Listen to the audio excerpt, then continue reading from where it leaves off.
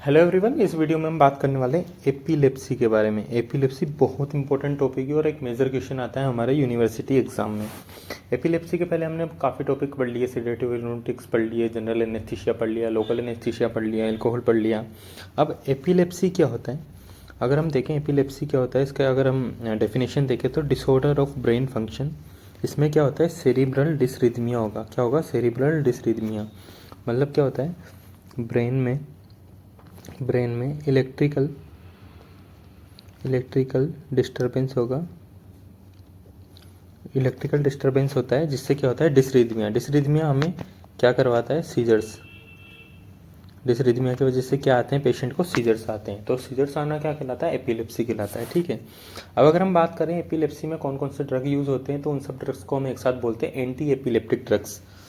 Anti epileptic drugs.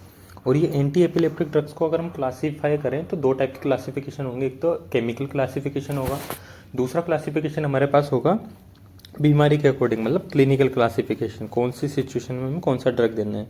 तो सबसे पहले अगर हम याद करते हैं केमिकल क्लासिफिकेशन को, तो सबसे पहले आएगा hydantoins, barbiturates, immunostimulants, carboxylic acid derivatives, succinimides, benzodiazepine और अदर। 7 तरह के क्लासिफिकेशन हमारे पास होंगे।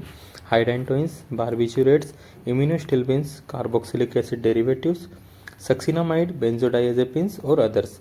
अब इनके एग्जांपल अगर हम देखें तो हाइडेंटोइंस के एग्जांपल है फिनाइटोइन, फिनाइटोइन और फोस्फिनाइटोइन। देखो अभी देखने में बहुत ज़्यादा या बहुत टफ लग रहा है, लेकिन धीरे धीरे 2 या 3 बार जब हम इन्हें रीड करते हैं तो बहुत ईजी हो जाता है और बहुत आसानी से याद रह जाता है। दोबारा देखते हैं, 7 तरह के hydantoin, barbiturate, immunostimulants, carboxylic acid derivative, succinimides, others और बेंजोडाइएजेपिन्स। ठीक है, हाइडेंटोइंस के एग्जांपल फिनाइटोइन और फोस्फिनाइटोइन। बारबिचुरेट्स का एग्जांपल फिनोबार्बिटोन। बारबिचुरेट हमने कहाँ पढ़ा था, सिडेटिव और हिप्नोटिक्स में हमने पढ़ा था। इम्यूनोस्टिमुलेंट्स का एग्जांपल कार्बामाजेपाइन और ऑक्सकार्बाजिपाइन। कार्बोक्सिलिक एसिड डेरिवेटिव क्या होता है, सोडियम वेलप्रोएट होता है। सक्सीनामाइड का एग्जांपल है इथोसक्सीमाइड किसका एग्जांपल है, सक्सीनामाइड का एग्जांपल है। बेंजोडाइएजेपिन का एग्जांपल डाइजेपाम, लोराजेपाम, क्लोनाजेपाम। ये सब भी हमने कहाँ पढ़ा था, सिडेटिव और हिप्नोटिक्स में हमने पढ़ा हुआ है। अब अगर हम बात करें अदर ड्रग्स क्या क्या हो सकते हैं, लामोट्राइजिन, टोपिरामेट, गाबापेंटिन, प्रीगाबालिन और विगाबार्टिन। क्या क्या हो सकते हैं, लामोट्राइजिन, टोपिरामेट, गाबापेंटिन, प्रीगाबालिन और विगाबार्टिन।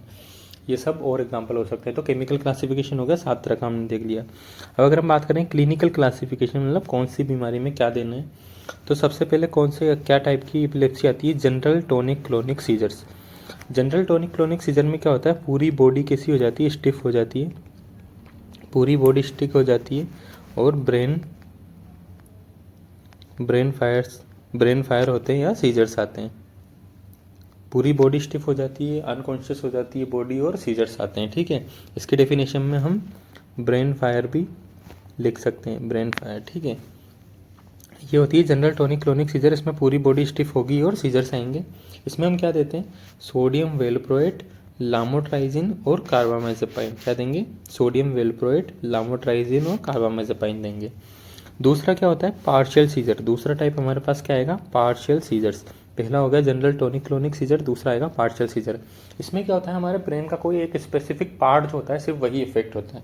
और अगर हम कॉन्शियसनेस की बात करें, पहले लिख लेते हैं, स्पेसिफिक पार्ट अफेक्ट और कॉन्शियसनेस प्रेजेंट भी हो सकती है और एब्सेंट, मतलब बंदा कॉन्शियस भी हो सकता है और अनकॉन्शियस भी हो सकता है, इसका कुछ कहा नहीं जा सकता। तो पार्शियल सीजर, इसमें क्या ड्रग देंगे हम, सेम वही जो जनरल टोनिक क्लोनिक सीजर में दिया था, सोडियम वेलप्रोएट, लामोट्राइजिन और कार्बामाजेपाइन। तीसरा आता है absent seizures. Absent seizure mainly किन में होता है, चिल्ड्रंस में होता है। एब्सेंट सीजर किस में होता है, चिल्ड्रन में। इसमें क्या होता है, बॉडी में कोई विजिबल इफेक्ट नहीं होता, लेकिन कुछ सेकंड के लिए हमारा जो ब्रेन है वो पूरा ब्लैंक हो जाता है और कुछ समझ नहीं आता। मेनली चिल्ड्रंस में होता है। मान लो कोई टीचर उन्हें पढ़ा रहा है, बच्चा बैठा हुआ है, 5 सेकंड का टाइम पीरियड ऐसा आएगा कि 5 सेकंड के लिए बच्चा बिल्कुल ब्लैंक हो गया, उसे कुछ नज़र नहीं आ रहा, कुछ समझ नहीं आ रहा, दिमाग बिल्कुल काम करना बंद कर गया, फिर वापस नॉर्मल हो जाएगा। इसे क्या बोलते हैं, एब्सेंट सीजर। एब्सेंट सीजर में स्पेशली क्या यूज होता है, इथोसक्सीमाइड। क्या होता है, इथोसक्सीमाइड, जो क्या था, सक्सीनामाइड का एग्जाम्पल था। क्या था, सक्सीनामाइड का एग्जाम्पल था इथोसक्सीमाइड। और सोडियम वेलोप्रोएट हमें देना ही है, सोडियम वेलोप्रोएट हमें देना ही है। ये क्या होता है, कार्बोक्सिलिक एसिड डेरिवेटिव। क्या होता है, कार्बोक्सिलिक एसिड डेरिवेटिव होता है। ठीक है, जनरल टोनिक क्लोनिक हो गया, पार्शियल सीजर हो गया और एब्सेंट सीजर हो गया। इसके बाद बस चौथा आखिरी आता है मायोक्लोनिक सीजर, और एक बहुत इंपॉर्टेंट स्टेटस एपिलेप्टिकस। मतलब 5 तरह के होते हैं, अगर हम स्टेटस एपिलेप्टिकस को भी इसी में कंसिडर करें। मायोक्लोनिक सीजर में क्या होता है, मायोक्लोनिक सीजर में मसल पे इफेक्ट पड़ता है, मसल पे इफेक्ट पड़ता है सडन, मसल पे इफेक्ट पड़ता है सडन। और उसका सिंपल ट्रीटमेंट क्या है, सोडियम वेलोप्रोएट। क्या देंगे हम, सोडियम वेलोप्रोएट देंगे। ठीक है, इसके बाद अगला जो इम्पोर्टेंट, मोस्ट इम्पोर्टेंट, इसे हम अलग से भी पढ़ेंगे, स्टेटस एपिलेप्टिकस होता क्या है। लेकिन यहाँ पे अगर हम देखें स्टेटस एपिलेप्टिकस जो इसका 5वां टाइप है, इसमें क्या देंगे, लोराज़ेपाम, डाइएज़ेपाम, फोस्फिनाइटोइन, फिनाइटोइन या फिनोबार्बिटोन, ये सब हम इसमें दे सकते हैं स्टेटस एपिलेप्टिकस के ट्रीटमेंट के लिए। तो ये कैसा हो गया, clinical classification, general tonic clonic seizure, partial seizure, absent seizure, myoclonic seizure और स्टेटस एपिलेप्टिकस। ठीक है, स्टेटस एपिलेप्टिकस हम इसी लेक्चर में आगे जाके और ज़्यादा डिटेल में डिस्कस करने वाले हैं। ठीक है, अगर हम बात करें मेथड ऑफ एक्शन की, मेथड ऑफ एक्शन 2-3 टाइप का हमारे पास होता है। पहला मेथड ऑफ एक्शन क्या होता है, वोल्टेज गेटेड सोडियम चैनल्स को ब्लॉक करना। अब ये मैकेनिज्म कौन कौन से ड्रग्स दिखाते हैं, फिनाइटोइन, सोडियम वेलप्रोएट, कार्बामाजेपाइन, लोमाट्राइजिन, टोपिरामेट और फोस्फिनाइटोइन। फिनाइटोइन, सोडियम वेलप्रोएट, कार्बामाजेपाइन, लोमाट्राइजिन, टोपिरामेट और फोस्फिनाइटोइन क्या करते हैं, वोल्टेज गेटेड सोडियम चैनल्स को ब्लॉक करते हैं। अब अगर तुमने हमारा एनेस्थीसिया वाले लेक्चर देखे होंगे तो तुम्हें पता चला होगा सोडियम चैनल ब्लॉक करने से क्या होता है, सोडियम की एंट्री एक्सोन के अंदर रुक जाएगी, न्यूरॉन के अंदर सोडियम की एंट्री नहीं होगी। सोडियम की अगर एंट्री नहीं हुई तो एक्शन पोटेंशियल जनरेट नहीं होगा, एक्शन पोटेंशियल जनरेट नहीं होगा। और अगर एक्शन पोटेंशियल जनरेट नहीं हुआ तो सीजर रुक जाएंगे, सीजर रिड्यूस हो जाएंगे। क्यों, क्योंकि न्यूरॉन सिग्नल ही ट्रांसमिट नहीं कर पाएगा, ट्रांसमिशन स्टॉप हो जाएगा, ट्रांसमिशन स्टॉप हो जाएगा। उससे क्या हो जाएगा, जो सीजर्स होते हैं वो सब रिड्यूस हो जाएंगे। क्योंकि नॉर्मली क्या होता है, सोडियम एंटर करता है एक जोन में और एक्शन पोटेंशियल जनरेट करता है, एक्शन पोटेंशियल जनरेट करता है, उससे सिग्नल आगे ट्रांसमिट होता है, सिग्नल ट्रांसमिट होता है। अब हमने सोडियम की एंट्री को ही रोक दिया तो एक्शन पोटेंशियल नहीं बनेगा, एक्शन पोटेंशियल नहीं बनेगा तो सीजर्स नहीं आएंगे या सिग्नल आगे ट्रांसमिट नहीं होगा। दूसरा मैकेनिज्म क्या होता है, गाबा की एक्टिविटी को बढ़ाना, फैसिलिटेट गाबा एक्टिविटी। अब गाबा क्या होता है, हमारी बॉडी का ब्रेकिंग सिस्टम होता है, ब्रेन का ब्रेकिंग सिस्टम होता है या इनहिबिटरी एजेंट होता है, इनहिबिटरी एजेंट होता है। ये क्या करवाता है, इनहिबिशन करवाता है। अब अगर हमने इसकी एक्टिविटी को बढ़वा दिया तो इनहिबिशन और ज़्यादा हो जाएगा। गाबा में क्या होता है, जो क्लोरीन होता है उसके चैनल ओपन हो जाते हैं, क्या हो जाते हैं, क्लोरीन चैनल ओपन हो जाते हैं, क्लोरीन चैनल ओपन हो जाते हैं। तो बहुत ज़्यादा क्लोरीन न्यूरॉन के अंदर एंटर कर जाएगा, बहुत ज़्यादा क्लोरीन एंटर करने के बाद अंदर नेगेटिव ज़्यादा बढ़ जाएगा और हाइपर पोलराइजेशन हो जाएगा। क्या हो जाएगा, हाइपर पोलराइजेशन हो जाएगा। क्लोरीन बहुत ज़्यादा एंटर कर जाएगा न्यूरॉन के अंदर, क्लोरीन बहुत ज़्यादा एंटर कर जाएगा और हाइपर पोलराइजेशन करवा देगा। हाइपर पोलराइजेशन से क्या होगा, न्यूरॉन की एक्साइटेबिलिटी कम हो जाती है या न्यूरॉन बहुत स्लो हो जाता है। एक्साइटेबिलिटी कम करने की वजह से क्या हो जाएगा, न्यूरॉन बहुत स्लो हो जाएगा। बहुत स्लो होने से हमें बेनिफिट है, क्यों, क्योंकि हमें सीजर्स को रोकना था, तो एंटी एपिलेप्टिक इफेक्ट आएंगे या सीजर्स रुक जाएंगे, सीजर्स डिक्रीज हो जाएंगे या स्टॉप हो जाएंगे। ठीक है, ये हो गया दूसरा मैकेनिज्म। अब अगर हम एक एक करके कुछ ड्रग्स के बारे में देखें जो इंपॉर्टेंट ड्रग्स हैं, तो फिनाइटोइन के बारे में अगर हम देखें तो फिनाइटोइन के एडवर्स इफेक्ट क्या होते हैं, मेनली 5H। इसकी क्या ट्रिक है, 5H। क्या ट्रिक है इसकी, 5H इसके एडवर्स इफेक्ट की। फिनाइटोइन के एडवर्स इफेक्ट अगर हम देखें तो 5H इसकी ट्रिक है। 5H मतलब हाइपरट्रोफी और हाइपरप्लेजिया ऑफ गम्स, हाइपरट्रोफी और hyperplasia of gums, hyper sensitivity, hyperglycaemia और हाइपोकैल्सीमिया। यहाँ पे हाइपो है, कैल्शियमिया में हाइपो है, इसे ध्यान रखना। हाइपरट्रोफी और hyperplasia of gums, hyper sensitivity, hyperglycaemia और हाइपोकैल्सीमिया। ये हो गया 5H ऑफ फिनाइटोइन।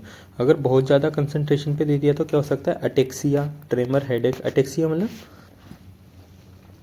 चलने में दिक्कत, चलने में दिक्कत, अटेक्सिया मतलब चलने में दिक्कत, ट्रेमर्स, हेडेक, ये सब आएगा। हाइपोटेंशिया हो सकता है, अरिथमिया हो सकता है, नोजिया वोमिटिंग तो हमारी हो ही सकती है हाई कंसंट्रेशन पे, ठीक है। 5 इसमें ज़्यादा इंपॉर्टेंट है, वो याद रखना है, हाइपरट्रोपिया, हाइपरप्लेजिया, हाइपर सेंसिटिविटी, हाइपरग्लाइसीमिया और हाइपोकैल्सीमिया।